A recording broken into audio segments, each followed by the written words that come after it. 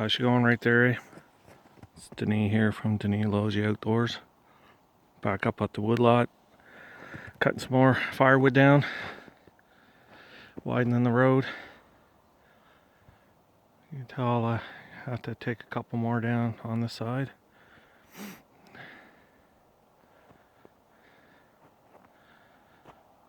Knock that one down.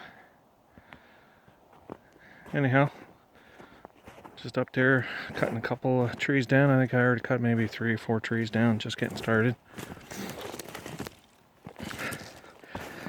I usually cut everything all up in the small rounds. The way I see it, it burns, so there's no sense wasting it. All the branches and stuff, I pretty well cut everything up. This yellow birch here, I saved one saw log out of it. I'll mill that up. I need some hardwood blocks and have them nice and dry so that when I do my log cabin, I guess you use hardwood blocks and have the logs sitting on it in the big gaps, like where you do your chinking. So I'm going to have probably 1.5 to 2 inch gaps. So from the corner to corner or in between the windows and the doors, you put blocks of wood. You kind of screw them in there. So my logs are going to be 6 inches wide. So I'll cut these probably like 4-inch wide blocks and have a bunch of different lengths or widths, sorry. Or I'll just have the chop saw there, and if I have a gap of 1.5 inches, then I'll just take it'll be that log there will be milled into like a 4x4, and I'll just if I need 1.5 inches, I'll just cut a bunch of 1.5 inch ones or 2-inch or whatever I need, drill a hole in it, and then put a screw in it, and that will be sandwiched in between the logs. Then later on, when I chink it, that'll be all covered up and you'll never see it. So that is done that way, so that when the logs do shrink, your gaps don't change and your chinking doesn't fall out. Anyhow, so that's the plan. So whenever I do see a log, something like that, I kind of save it, set it aside, and that's what I'll use it for. And then the whole top, I just cut the top up and use the top for firewood. So I just do a few at a time. I'm going to pull the limbs into the woods and then stack the firewood or get it ready to throw into the trailer. Anyhow, that's it for now. I'll turn you on if anything else comes up. See ya. Okay, I got a couple more trees cut down. Can't stay much longer here. I gotta get going. Anyhow, I really don't like piling it up like that. I'd rather just throw it right in the trailer. That's another reason why I'm not cutting too much today, because I don't want to pick it up twice.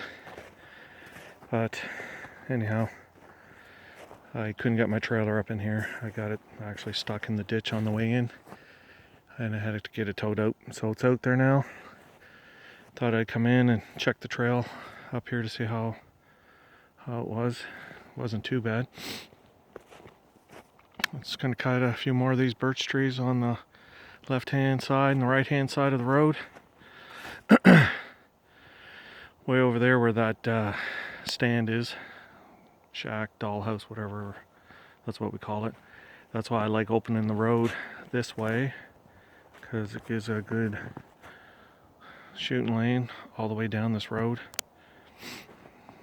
And actually you can see about another 100 yards the other way, heading down the mountain.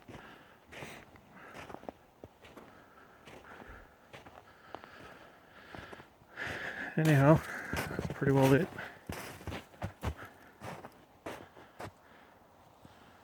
So there's the lake down there.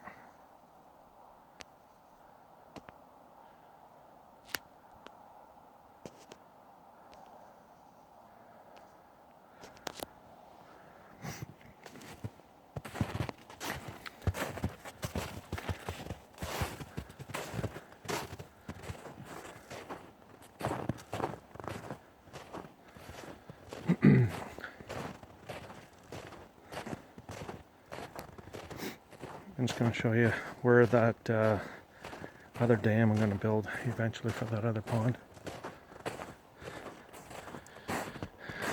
We had apples on these trees, a few of these trees.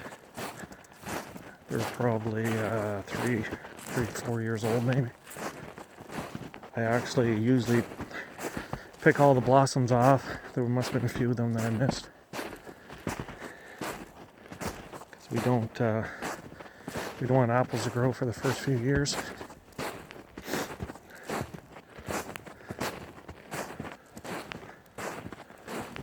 Pretty good view of the lake down that way.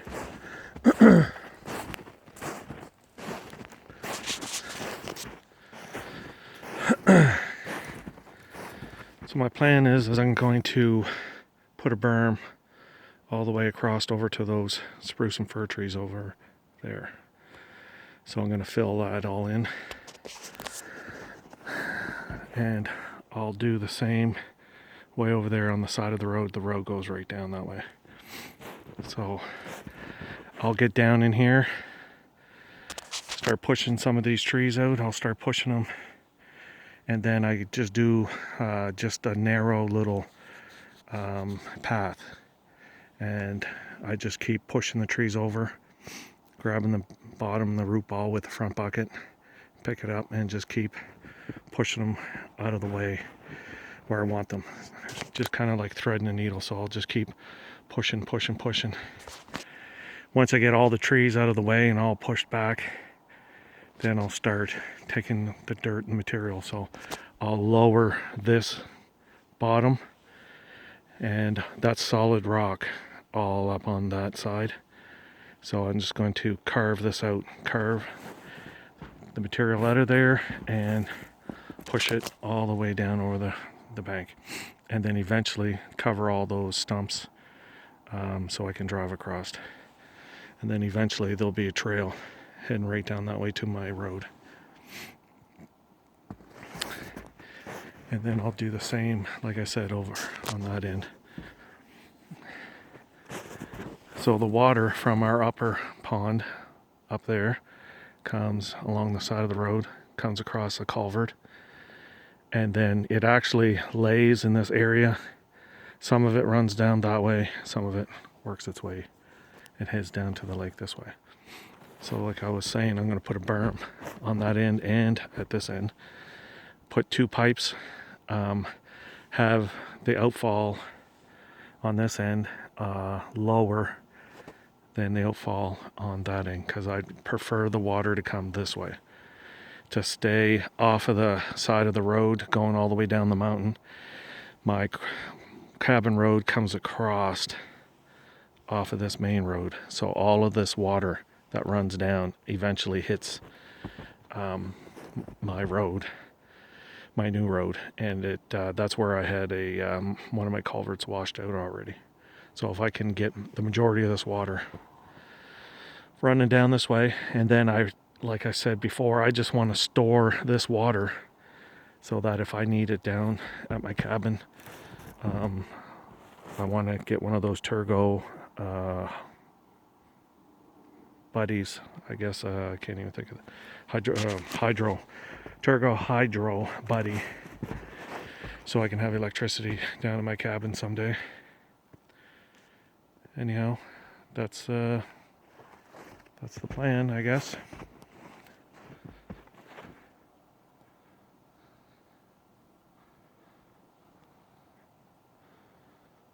Yeah, so we have apple trees all along the edge of this food plot.